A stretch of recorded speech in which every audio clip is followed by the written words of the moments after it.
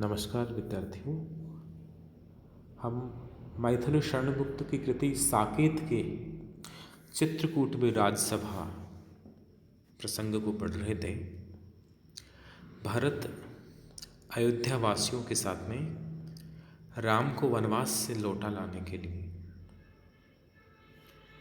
आते हैं और वहीं पर रात्रि में वह राजसभा आहूत होती है, सभा आयोजित होती है।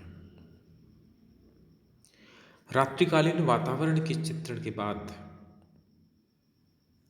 कवि चित्रित करते हैं कि राम ने सारी इस निरभ्र शांति को तोड़ा।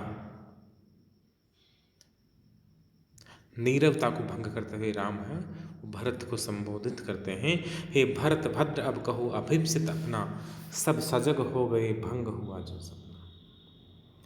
भरत से अपना अभिप्सित कहने के लिए राम ने आग्रह किया कि तुम्हारे मन में क्या है ये कहो।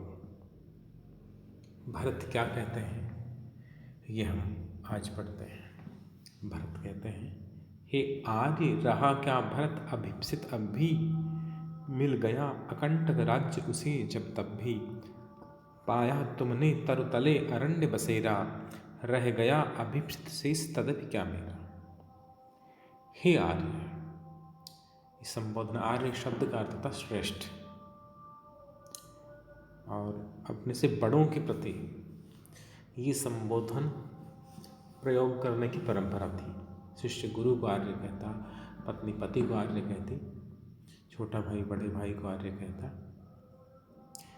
भरत कह रहे हैं, हे आर्य, राम के लिए संबोधन है। रहा क्या भरत अभिप्सित अब भी, अभिप्सित यानी इच्छित, भरत की कोई मनोवांछा अब भी शेष रह गई क्या। भरत पश्चाताप से भरे हुए हैं और आत्मग्लानि के वशीभूत होकर कह रहे हैं, हे आर्य रहा क्या भरत अभिप्सित अब भी, मिल गया अकंटक राज्य उसे जब तब भी। अकंटक, कंटक यानी कांटा, राह में कोई कांटा ही नहीं बचे उसे अकंटक बोलेंगे।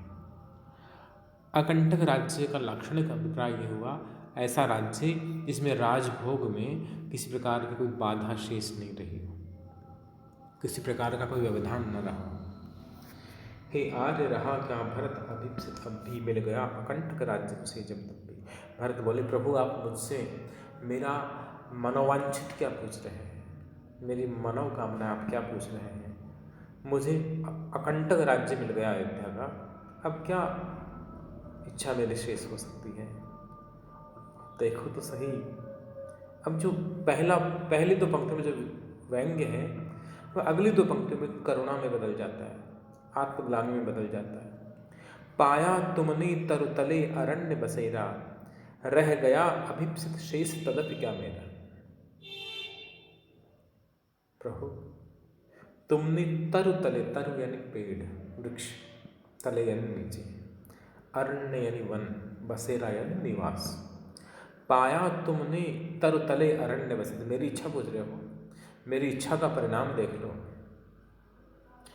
मेरी इच्छा मेरी माँ के माध्यम से अभिव्यक्त हुई, मैं भी तो उसी माँ का पुत्र हूँ, और मेरी इच्छा का परिणाम देखो, मुझे तो अकंटक राज्य मिल गया। और प्रभु आपको क्या मिला। पाया तुमने तरुतले अरण्य बसेरा, प्रभु आपको अरण्य बसेरा मिला, वनवास मिला है। मैं महल में रहता हूँ, मुझे महल का राज सुख प्राप्त हो गया, और आपको जंगल में पेड़ के नीचे रात बितानी पड़ती है। अब बताइए, रह गया अभिप्सित शेष तदपि क्या मेरा। अब बताइएगा कि मेरा कौन सा अभिप्सित शेष रह गया, मेरी कौन सी मनोवांछा बाकी रह गई। आगे भरत कहते हैं, तनु तड़प तड़प तप्त तात ने त्यागा, तनु तड़प तड़प तप्त तात ने त्यागा, क्या रहा अभिप्सित और तथापि अभागा। हाँ इसी आशय के हेतु जनन था मेरा, निज जननी के ही हाथ हनन था मेरा। भरत व्यथा से भरे हुए हैं, भरत विकल हैं और व्याकुलतावश कहते हैं, मुझे देखिए, आप मेरा अभिप्सित पूछ रहे हैं, और मेरा जो अभिप्सित मेरी माँ के माध्यम से व्यक्त हुआ, उसके परिणाम तो देखो। मुझे अकंटक राज्य मिल गया और आपको 14 वर्ष का वनवास मिल गया। और इतना ही नहीं, तनु तड़प तड़प तप्त तात ने त्यागा। तनु यानी तन, देह, शरीर, तड़प तड़प तड़पते हुए, तप्त यानी व्याकुल, तात पिता के लिए आया है। तनु तड़प तड़प तप्त तात ने त्यागा, अनुप्रास का बहुत सुंदर प्रयोग है पूरी पंक्ति में। तनु तड़प तड़प तप्त त्याग ने त्यागा। अब परिणाम देखिए मेरी इच्छा का। हमारे पिता ने तड़प तड़प कर और अपने प्राण त्याग दिए। क्या रहा अभिप्सित और तथापि अभागी। अब बताइए, मुझ अभागी का क्या अभिप्सित शेष रह गया। राजस्तुति है यहाँ। भरत स्वयं की निंदा कर रहे हैं, आत्मग्लानि से भरे हुए हैं। देखो, आपने मेरा मनोरथ पूछा, आपने मेरी मन की इच्छा पूछी, और मेरी मन की इच्छा का परिणाम तो देखिए प्रभु। हाँ, इसी अयश के हेतु जनन था मेरा, निज जननी ही के हाथ हनन था मेरा। मैं कितना अभागा हूँ। क्या इसी अयश के लिए, अयश यानी अपयश, क्या इसी अपयश के लिए मेरा जन्म होना था? अच्छा होता मेरा जन्म ही न होता। निज जननी ही के हाथ हनन था मेरा। हनन यानी मृत्यु। क्या मुझे अपनी माँ के ही हाथों मारा जाना था? अब माँ की माँ तो कैसे मारे गए हैं? मारी तो नहीं गई, माँ ने तो बचाने का प्रयास किया, बेटे का हित चाहा, लेकिन वह स्वार्थ की वशीभूत थी और इतना भी नहीं समझ पाई कि मेरा बेटा किस प्रकार का है। भरत आत्मग्लानि से भर कर कहते हैं कि क्या इसी अपयश को, इस कलंक को अपने माथे पर लेने के लिए ही मेरा जन्म हुआ था? क्या मुझे अपनी ही माँ के हाथों मरना था? जिसका यश मर गया वह मर गया। देह जिंदा है, लेकिन जिसकी बदनामी हो गई, जिसके साथ अपयश जुड़ गया, जो कलंकित हो गया, वह मरे हुए की तरह है। भरत के ही पूर्वज महाराज रघु जब अयोध्या के राजा थे, राम भरत आदि से कई पीढ़ियों पहले, और वे जब वशिष्ठ जी की गाय नंदिनी को वन में चरा रहे थे, तो उसी समय एक शिवगण ने शेर के वेश में, शेर का रूप धारण करके, और गाय पे आक्रमण कर दिया। और राजा ने गाय की जब वो विकल पुकार सुनी तो वहाँ पहुँचे, राजा रघु पहुँचे, और पहुँच कर उन्होंने कहा कि इस गाय को छोड़ दो और इसके स्थान पर मुझे खा लो, खा के अपने पेट वो जो भूख मिटा लो। और वो शेर कहता है, सिंह कहता है राजा दिलीप से, रघु नहीं दिलीप की बात है, दिलीप से कहता है कि तुम जीवित रहोगे राजा, तो कई सारी गायें अपने गुरु को और दे दोगे, इसी एक गाय के लिए अपने प्राण न्यौछावर क्यों कर रहे हो? तो रघु एक बात कहता है, यद्यपि अंशस्तव भव में दयालु यशः शरीर। अगर मैं अहिंसे हूँ, अवध्य हूँ, मैं राजा होने के नाते तुम्हें मुझ पर दया आ रही, मुझे मारना नहीं चाहते, तो भव में दयालु यशः शरीर, तो मेरे इस भौतिक शरीर पर दया मत करो, मेरे यश शरीर पर दया करो। मैं इस प्राणी, इस गाय की रक्षा के लिए अपने प्राण दे दूंगा, तो मेरा शरीर नहीं रहेगा, मेरे देह के मांस को तुम नोच खाओगे, किंतु मेरी यशः काया, मेरी जो यश है, मेरी प्रसिद्धि है, मेरा सम्मान है, वह अमर रहेगा। इसलिए अगर दया करनी है तो मेरे यश शरीर पे दया करो। यानी यश या जो सुयश है, इसे हमारे यहाँ बहुत अधिक महत्व दिया गया। भरत यही कह रहे हैं कि इसी अयश के हेतु जन्म था मेरा, इसी अपयश के लिए, इसी बुराई के लिए, इसी कलंक के लिए मुझे जन्म लेना था क्या? और एक कलंक लगा किसकी वजह से? जिसके माथे पर कलंक लग गया, बदनामी का दाग लग गया, वह तो जीते जी मरे हुए की तरह। और भरत कह रहे हैं कि ये अपयश लगा किस वजह से? निज जननी ही के हाथ हनन था मेरा। ये इतना बड़ा कलंक कि मैं इस पूरे कुल में मैं स्वार्थी था, और मेरे स्वार्थ के कारण मेरे बड़े भाई का हक छीन लेने के परिणाम स्वरूप मेरे पिता की मृत्यु हो गई और मेरे भाई, मेरी भाभी और मेरे अनुज छोटे भाई को वनवास में रहना पड़ रहा। भरत पूरी तरह आत्मग्लानि से भरे हुए हैं। आगे क्या कहते हैं, अब कौन अभिप्सित और आर्य वह किसका, संसार नष्ट है भ्रष्ट हुआ घर जिसका। अब कौन अभिप्सित, कैसा अभिप्सित, कैसी इच्छा, किसका अभिप्सित, संसार नष्ट है, मेरा तो सारा संसार ही नष्ट हो गया, मेरी तो पूरी दीन दुनिया ही लुट गई। भ्रष्ट हुआ घर जिसका, जिसका घर भ्रष्ट हो गया, जिसकी माँ का नाम है वह कलंकित हो गया, जिसका स्वयं का नाम कलुषित हो गया, उससे आप अभिप्सित पूछ रहे हैं, उससे आप उसकी मनोकामना पूछ रहे हैं, ये तो ठीक नहीं।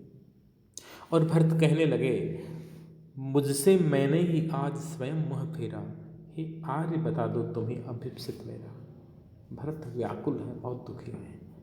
और अंत में उन्होंने ये कहा, भगवान राम ने यही पूछा था, अब कहो अभिप्सित। ये भरत तुम अपना अभिप्सित कहो, क्या है तुम्हारे मन में, अयोध्या से चलकर क्यों आए हो यहाँ तक। और भरत कहता है, मुझसे मैंने ही आज स्वयं मुँह फेरा, आज मैंने खुद ही खुद से नज़र फेर ली, अपना मुँह फेर लिया है, मुझे खुद से आँख मिलाने में शर्म महसूस होती है, कुछ नहीं जानता।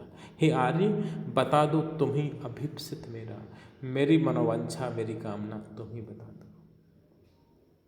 अब भरत को आत्मग्लानि किस बात की है, भरत को पीड़ा ये खाई जा रही है कि पहली बात तो माँ ने बड़े स्वार्थ की बात की, हमारे कुल में तो त्याग का महत्व था, हमारा परिवार तो एक दूसरे के लिए त्याग के लिए तत्पर रहता था। पहली बार यहाँ स्वार्थ प्रबल हो उठा और वह स्वार्थ मुझे लेकर उठा, इस बात का दुख है। दूसरा दुख का बड़ा और गहरा कारण यह है कि भरत को लगता है कि मेरे बारे में दूसरे लोग क्या सोचते होंगे। यही होता है, हम हमेशा कोई कुछ भी ऊंच नीच हो जाए, कुछ भी थोड़ा सा अप्रिय प्रसंग हो जाए, तो हमारी शर्मिंदगी का सबसे बड़ा कारण होता है कि मेरे बारे में लोग क्या सोचेंगे। अगर भ्रम भी फैलेगा, गलत बात भी कोई फैल गई, झूठी बात, मिथ्या प्रवाद भी कोई फैल गया, तो मन में ही आता है कि लोग क्या कहेंगे, कैसे मुँह दिखाएंगे, कैसे बाहर निकलेंगे। भरत को भी यह लग रहा है कि लोग मेरे बारे में सोचते होंगे कि भरत ने ही माँ को सिखाया होगा, या भरत की इस बात में सम्मति होगी राम को वनवास दिलवाने में, खुद राजा बनने की चाह रही होगी। तो भरत कह रहे कि मेरे वजह से, मेरे कारण से ये सब हुआ, तो मैं खुद से नज़र कैसे मिलाऊं, मैंने खुद से मुँह फेर लिया है। और राम से कहते हैं कि हे यार बता दो तुम ही अभिप्सित मेरा अब जो मनोवांछित है वो मैं क्या बताऊं। हे प्रभु आप तो अंतर्यामी हैं, आप बता दें कि मेरे मन में क्या है।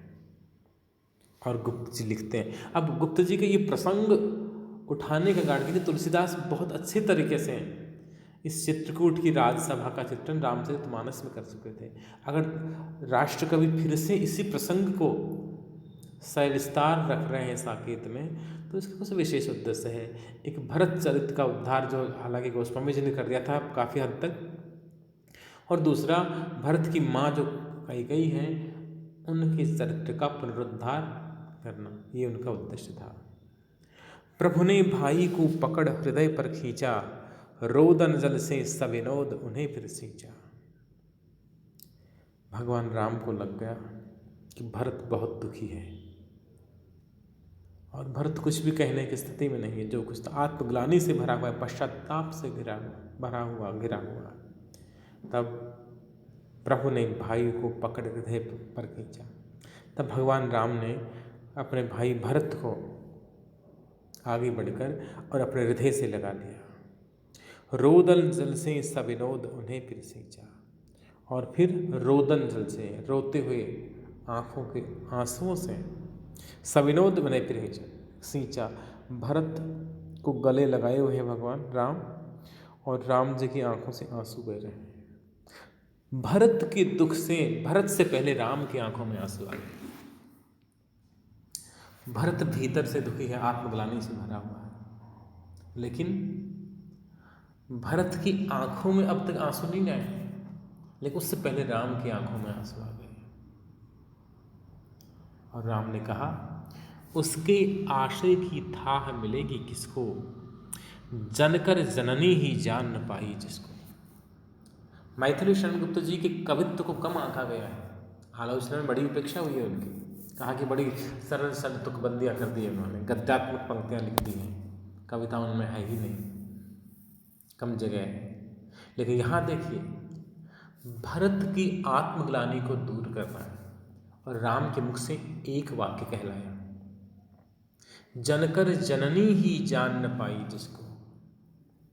जन्म देकर जिसको उसकी माँ ही न जान पाई तो दुनिया क्या जानेगी। भरत के विषय में यदि कोई सोचता है, गलत सोचता है कि भरत भी स्वार्थी रहा होगा, तो ये सही नहीं सोचता।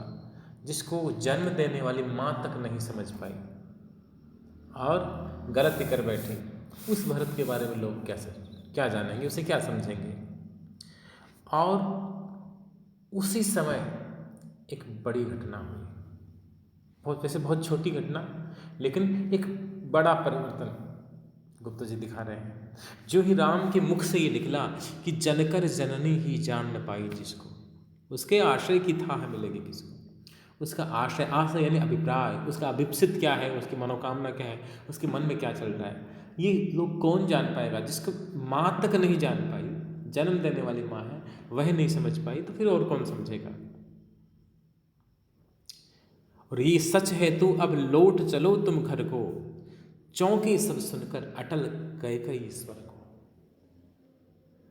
जो ही राम ने कहा कि जनकर जननी ही जान न पाई जिसको, जन्म देकर और जन्म देने वाली माँ ही जिस बेटे के मन की बात को नहीं जान पाई, जिस बेटे के स्वभाव को नहीं समझ पाई, उसके मन की बात सामान्य जनता, दूसरे लोग कैसे समझ लेंगे। और ये सुनते ही और कैकेयी ने कहा कि अगर ये बात सच है कि मैं अपने भरत को जन्म देकर भी समझ नहीं पाई आज तक, अगर ये बात सत्य है, राम तुम मानते हो, तो तुम घर लौट चलो, तुम्हें वनवास की कोई आवश्यकता नहीं। वनवास किसने मांगा था? कैकेयी ने मांगा था। राम के लिए 14 वर्ष का वनवास मांगा था। कैकेयी के मन में भी ये बात है कि हाँ, मुझसे गलती हो गई, बड़ी गलती हो गई, और उसे भी इस बात का दुख है कि मेरी बुद्धि तो फिर गई थी, लेकिन मेरे साथ साथ मेरे बेटे को भी लोग, भरत को भी लोग गलत समझेंगे। और शायद राम भी इसके विषय में क्या सोचेंगे, सीता भी क्या सोचेंगे, लक्ष्मण भी क्या सोच रहे होंगे। लेकिन जब कैकेयी ने जाना कि राम के मन में भरत के प्रति किसी प्रकार का कोई मनोमालिन्य नहीं है, तो कैकेयी ने कहा कि अगर ये बात सच है कि मैं इसे नहीं समझ पाई, भरत की सम्मति नहीं थी मेरे द्वारा मांगे गए वरदानों में, तो तुम घर लौट चलो। चौंकी सब सुनकर अटल कैकेयी स्वर को। कैकेयी के स्वर में अटलता है, वह केवल सामान्य प्रस्ताव नहीं रख रही खुश करने के लिए या कि मैं अब सुधर गई हूँ, मैं पहले जैसे नहीं रही, ऐसा व्यक्त करने के लिए नहीं। उसके स्वर में अटलता है, दृढ़ता है। कैकेयी के इस दृढ़ स्वर को सुनकर के सब चौंक गए, सभा में जितने लोग थे वे चौंक उठे। सबने रानी की ओर अचानक देखा। गुप्त जी को बड़ा कोई चितेरा कवि नहीं माना गया, वे सीधी सपाट सरल सरल कविता लिखने वाले हैं, लेकिन उनका कवित्व किस प्रकार चमत्कृत करता है। एक वाक्य में, वो बहुत बड़ा नहीं, एक वाक्य में पूरा चित्र उतार देंगे आप। देखिए, सबने रानी की ओर अचानक देखा। कैकेयी वहाँ बैठी हुई है, दशरथ जी की मृत्यु हो गई है, सफ़ेद साड़ी पहने हुए हैं, विधवा वेश में, बड़ी उदास हैं, आत्मग्लानि से भरी हुई है, पश्चाताप से भरी हुई है। इस स्वरूप का चित्र एक वाक्य में गुप्त जी चित्रित कर देते हैं। सबने रानी की ओर अचानक देखा, वैधव्य तुषारावृता यथा विधुलेखा। कैकेयी कैसे लग रही है? वैधव्य तुषारावृता, वैधव्य यानी विधवापन, तुषारावृता, तुषार होता है कोहरा, सर्दियों में कोहरा छा जाता है और कोहरे का रंग प्राय प्राय धुंधला होता है, सफ़ेद सा होता है। अब जहाँ कोहरा छाया हुआ हो वहाँ पर विधुलेखा, विधु बोलते हैं चंद्रमा को, और विधुलेखा का अर्थ है चांदनी। अब चांदनी रात है, उज्जवल चांदनी है, रात में यदि कोहरा छाया हुआ हो तो कोहरा तो दिन की उजाले को भी ढक लेता है। सुबह का समय हो और आसमान में कोहरा छाया हुआ है, वातावरण में कोहरा है, तो थोड़ी दूर खड़ा व्यक्ति भी हमें दिखेगा नहीं, पेड़ भी नहीं दिखेगा, रास्ता भी ठीक से नहीं दिखेगा। तो दिन की उजाले में दृष्टि की ये जो दृश्यता है वो समाप्त हो जाती है, बहुत क्षीण हो जाती है। तो चांदनी रात कैसे दिखाई देगी, इसमें चांदनी का प्रकाश कितना कारगर होगा। कैकेयी वैसी लग रही है। वैधव्य तुषारावृता यथा विधुलेखा, कैकेयी को सबने देखा और कैकेयी उस समय कैसी लग रही हैं, मानो कोहरे से घिरी हुई चांदनी रात।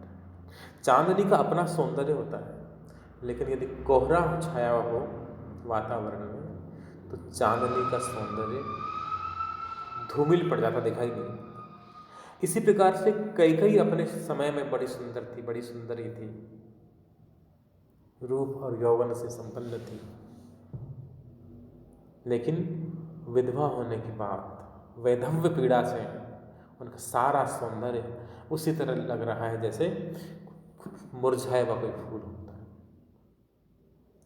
तो इस तुषारावृत विधुलेखा यानी कोहरे से भरी हुई, कोहरे से ढकी हुई चांदनी के बिंब के माध्यम से कैकेयी का जो विधवा जो कैकेयी है उनके स्वरूप का एक जीवंत चित्र है, वो कवि ने इतने कम शब्दों में व्यक्त कर दिया। ये गुप्त जी की काव्यगत कुशलता है। शेष हम आगे पढ़ेंगे, आगे कैकेयी क्या कहती है वो अगले क्लास में पढ़ेंगे।